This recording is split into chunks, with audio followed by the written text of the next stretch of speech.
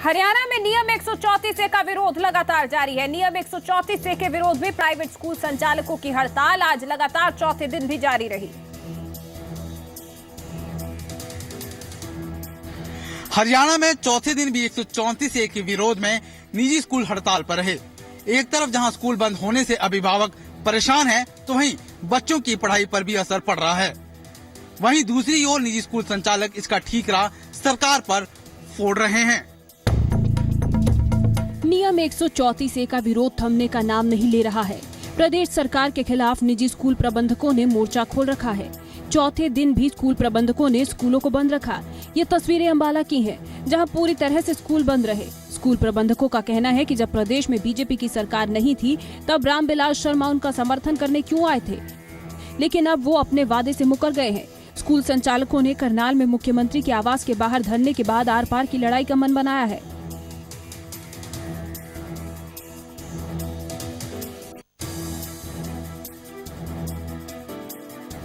करनाल में तो उनकी कोठी के सामने धरना है, तो वहां आगे की रणनीति तैयार होगी। सरकार और निजी स्कूल संचालकों के बीच चल रही इस तकरार का खामियाजा बच्चों को उठाना पड़ रहा है। स्कूल बंद होने के चलते पढ़ाई ठप पड़ी है और बच्चों के अभिभावक परेशान हैं। क्या हो रहा है कि हमारे बच्चों की पढ़ाई का नुकसान हो रहा है। ठीक है, हम ये चाहेंगे कि सरकार को देखो, ये आपकी लड़ाई है स्कूलों की, तो ये आप निबड़े, इससे हमारे बच्चों पे पढ़ाई पे कोई असर नहीं होना चाहिए। जब भी स्कूल जाती हूँ छोड़ने बच्चों को, तो ये होता है जी आज स्ट्राइक है, स्कूल बंद है, तो इससे कितना परेशान, सुबह बच्चों को उठाना, तैयार करना, फिर बाद में पता चलता है जी स्कूल बंद, तो इससे कितने ज़्यादा डिस्टर्बेंस हो रही है। इसलिए बस बच्चों का हमारे पूरा नहीं हो रहा है, और अगर कल को जब खुलते हैं तो टीचर्स ने तो हमारे बोझ बच्चों पे ही डाल देना है। सरकार पर वादा खिलाफी का आरोप लगाने वाले निजी स्कूल प्रबंधकों का कहना है कि बच्चों की पढ़ाई खराब नहीं होने दी जाएगी। उन्होंने भरोसा दिया कि एक्स्ट्रा क्लासेस के जरिए बच्चों को पढ़ाई करवाई जाएगी, लेकिन मांग पूरी नहीं होने तक प्रदर्शन जारी रहेगा। दरअसल प्रदेश भर में निजी स्कूल संचालक 134A को खत्म करने की मांग कर रहे हैं। निजी स्कूल प्रबंधकों का कहना है कि जब तक सरकार मांगे नहीं मानती, तब तक स्कूल नहीं खुलेंगे। अंबाला से अमन कपूर के साथ ललित शर्मा, जी मीडिया। गुरुग्राम का एक नाम डे केयर सेंटर सवालों के घेरे में आ गया है। सेंटर पर गंभीर लापरवाही के आरोप लगे हैं। पूरा मामला बता रही है जी मीडिया संवाददाता राकेश रोहिला की ये रिपोर्ट। गुरुग्राम के डे केयर में पढ़ रही 3 साल की मासूम का अंगूठा कटकर अलग हो गया। बच्ची का इलाज मेदांता हॉस्पिटल में चल रहा है, जहां उसकी हालत में काफी सुधार है। गुड़गांव का ये डे केयर इस वक्त सवालों के कटघरे में है। दरअसल गुरुग्राम के सेक्टर 56 इलाके के इस डे केयर में 3 साल की मारिया पढ़ती थी। मां शिवानी बेटी को डे केयर में छोड़कर नौकरी पर गई थी, लेकिन 28 अप्रैल को मां को जब ये पता चला कि उसकी बेटी का एक अंगूठा दरवाजे से कट गया, तो उसके होश उड़ गए। शिवानी ने लंदन में रह रहे अपने पति को इस बात की सूचना दी। बेटी को अस्पताल में भर्ती किया गया, लेकिन हालात की नाजुकता को देखते हुए बच्ची को मेदांता अस्पताल में भर्ती करवाना पड़ा, लेकिन बच्ची का अंगूठा अलग हो गया। जो हम अचीव करना चाहते थे इस टाइम पे, वो तो इस टाइम हो गया, बट धीरे धीरे पता चलेगा। तो कुछ हफ्ते हम देखेंगे बार बार खोल के बैंडेज को, कि जो कटा हुआ पार्ट है वो बॉडी को रिस्पॉन्ड कर रहा है, क्योंकि इट्स नॉट। मां ने डे केयर के प्रबंधन पर लापरवाही का आरोप लगाया है। साथ ही पुलिस में शिकायत दर्ज करवाई है। पुलिस ने शिवानी की शिकायत पर डे केयर प्रबंधन के खिलाफ आईपीसी की धारा 287 और 338 के तहत मामला दर्ज कर लिया है। 3 वर्षीय बच्ची है, वो उसका अंगूठा पहले जो ऊपर से पैरवा है ऊपर वाला वो कट गया है और केस रजिस्टर कर लिया है। कौन ऑनर है, कौन संचालक है, क्या सर्टिफिकेट है या नहीं, किस कैपेसिटी में रख रहे हैं, इसकी तफ्तीश अभी चलेगी, तो उसी हिसाब से ये तय होगा। शिवानी ने अपनी बच्ची को इंसाफ दिलाने के लिए न सिर्फ कानून बल्कि सोशल मीडिया का भी सहारा लिया है। उन्होंने फेसबुक पर डे केयर की सच्चाई दुनिया को बताई है और उन माता पिता को आगाह किया है जो गली गली में खुले इन डे केयर के भरोसे अपने बच्चों को छोड़कर नौकरी पर जाते हैं। शिवानी नौकरी के चलते अमृतसर से गुरुग्राम आई थी। नौकरी पेशा होने के कारण उसने अपने बच्चों को डे केयर में डाल दिया था, लेकिन उन्हें क्या पता था कि उसकी बच्चों के साथ इतना बड़ा हादसा हो जाएगा। ब्यूरो रिपोर्ट के साथ राकेश रोहिला, जी मीडिया, कुरुक्षेत्र। लोकसभा में आज रोहतांग पास का मुद्दा गूंजा। मंडी से बीजेपी सांसद रामस्वरूप ने यहां इस मुद्दे को लेकर प्रदेश सरकार को घेरा, तो वहीं केंद्र से व्यापारियों के पक्ष को सुप्रीम कोर्ट में मजबूती से रखने की भी अपील की। लोकसभा में मंडी के सांसद रामस्वरूप शर्मा ने प्रदेश सरकार पर आरोप लगाया है कि रोहतांग पास मामले में उन्होंने व्यापारियों का पक्ष सही तरीके से नहीं रखा है। रोहतांग पास पर एनजीटी के फैसले को आए एक दिन हुआ है और बीजेपी सांसद ने हिमाचल सरकार को कटघरे में खड़ा करते हुए मामला संसद में उठा दिया। मंडी से सांसद रामस्वरूप शर्मा ने लोकसभा में कहा कि सरकार ने साहसिक गतिविधियों से जुड़े व्यापारियों और टैक्सी चालकों का पक्ष एनजीटी के समक्ष मजबूती से नहीं रखा, जिसके चलते उन्हें बेरोजगार होना पड़ा है। माननीय अध्यक्ष जी, हिमाचल सरकार ने बहुत विलम्ब के उपरांत एनजीटी के में जनता का अधूरा पक्ष रखा, जिसके फलस्वरूप मनाली रोहतांग में व्यवसायियों और देश विदेश से आए हुए पर्यटकों को भारी कठिनाई का सामना करना पड़ा। मंडी से बीजेपी सांसद रामस्वरूप शर्मा ने इस मामले में केंद्र से मांग की है कि सुप्रीम कोर्ट में व्यापारियों का पक्ष मजबूती से रखा जाए। उन्होंने बताया कि मनाली विधायक और वन प्रतिनिधि इस बाबत सुप्रीम कोर्ट में एसओपी दायर की है। भारत सरकार के भिन्न भिन्न मंत्रालयों से अनुरोध है कि मनाली के विधायक और जनप्रतिनिधियों के माध्यम से सर्वोच्च न्यायालय में एसएलपी दायर कर रखी है। इसलिए भारत सरकार मनाली रोहतांग का पक्ष उपरोक्त विषय में वैज्ञानिक आधार पर सर्वोच्च न्यायालय में रखे। आपको बता दें कि एनजीटी ने इस मामले में सोमवार को फैसला दिया है, जिसमें कुछ शर्तों के साथ साहसिक गतिविधियों को हरी झंडी दी गई है। बावजूद इसके विपक्ष मुद्दा भुनाने में जुटा है। सांसद रामस्वरूप शर्मा ने केंद्र से मांग की है कि वो सुप्रीम कोर्ट में व्यापारियों का पक्ष मजबूती से रखें। ब्यूरो रिपोर्ट के साथ विशाल द्विवेदी, जी मीडिया। हिमाचल प्रदेश में जहां एक के बाद एक कई बड़ी सड़क दुर्घटनाएं सामने आ रही हैं, तो वहीं इसे लेकर प्रशासन जरा भी गंभीर दिखाई नहीं दे रहा। ग्राउंड जीरो से मोहित शर्मा की ये रिपोर्ट देखिए। हिमाचल पुलिस का दावा है कि सूबे में लोग गाड़ियां तेज नहीं चलाते, इसीलिए वाहन की गति जांचने के लिए स्पीड रडार की भी जरूरत नहीं है। हिमाचल की सड़कों पर हाल के दिनों में ही 2 बड़े हादसे देखने को मिले हैं। बात जोगिंद्रनगर बस हादसे की हो या फिर ढलियाल में श्रद्धालुओं से भरी बस के खाई में गिरने की, ऐसे कई हादसे मासूम लोगों की जान छीनने का काम कर चुके हैं। बावजूद इसके सूबे की सड़कों पर गाड़ियों की स्पीड आंकने वाला स्पीड रडार उपलब्ध नहीं है। अकेले शिमला में कई साल पहले एक स्पीड रडार था जो खराब पड़ा है। राष्ट्रीय सड़क सुरक्षा परिषद भी सड़क दुर्घटनाओं के आंकड़े देखकर चिंता जता चुकी है, लेकिन पुलिस को स्पीड रडार की जरूरत बेमानी लगती है।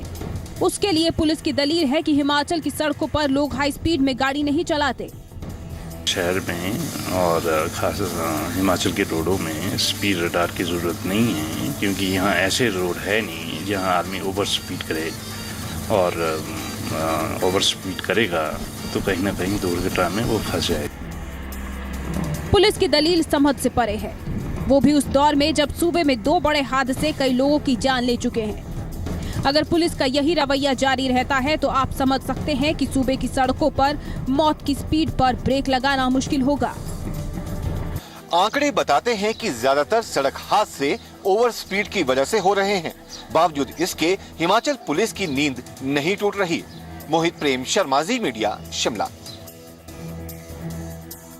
यमुनानगर के गांवों में घरों के मीटरों को बाहर लगाने का काम शुरू होते ही ग्रामीणों ने जमकर हंगामा किया, और उसके बाद जो हुआ आप वीना रानी की इस रिपोर्ट में खुद ही देख लीजिए। यमुनानगर में घरों के बाहर मीटर लगने के विरोध में उतरी ग्रामीण महिलाओं को पुलिस ने घसीटकर बसों में डालकर हिरासत में लिया। यमुनानगर के सुढल गांव से बिजली विभाग ने घरों के बाहर मीटर लगाने की शुरुआत की, जिसके खिलाफ भारतीय किसान यूनियन के नेतृत्व में कई महिलाएं भी विरोध में उतरी। ग्रामीण बिजली विभाग के एसी दफ्तर का घेराव करने जा रहे थे, लेकिन पुलिस ने भाकियू के पदाधिकारियों को गिरफ्तार कर लिया। इस बीच जब महिलाओं ने विरोध किया तो पुलिस उन्हें घसीटती हुई जबरदस्ती बसों में ठूसने लगी। इस दौरान बुजुर्ग महिलाओं को भी नहीं बख्शा गया।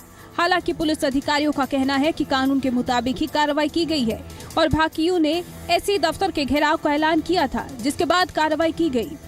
जो भी है अपना कानूनी कार्रवाई में जिन्होंने बाधा डाली उनके खिलाफ कार्रवाई की जाएगी।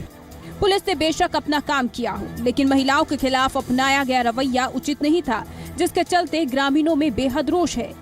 भारतीय किसान यूनियन ने घर के बाहर मीटर लगाए जाने के विरोध में प्रदर्शन की कॉल दी थी, जिसे पुलिस ने विफल कर दिया था।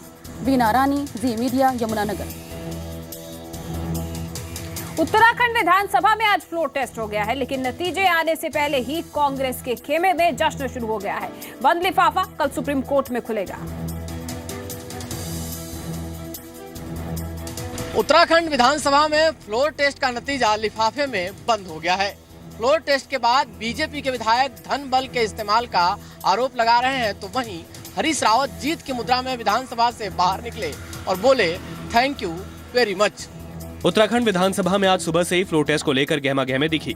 फ्लोर टेस्ट से पहले हरीश रावत अपने हर कांग्रेस विधायक की अगवानी करते दिखे, तो वहीं कांग्रेस की विधायक रेखा आर्य बगावत करते हुए बीजेपी के खेमे में शामिल हो गई।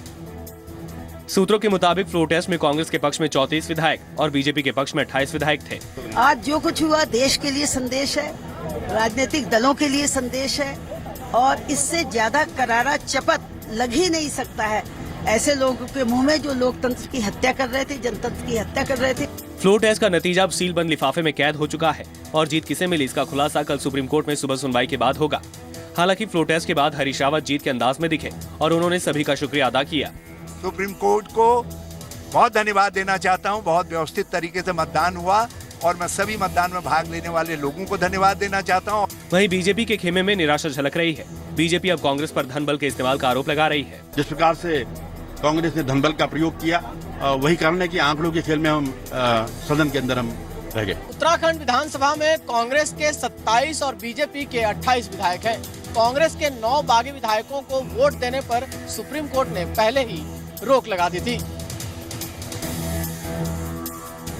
दूसरी तरफ बीजेपी हताश नजर आ रही है। बीजेपी ने कांग्रेस पर धन बल के इस्तेमाल का आरोप लगाया है, वहीं बीएसपी के रुख पर भी बीजेपी ने सवाल खड़े किए हैं।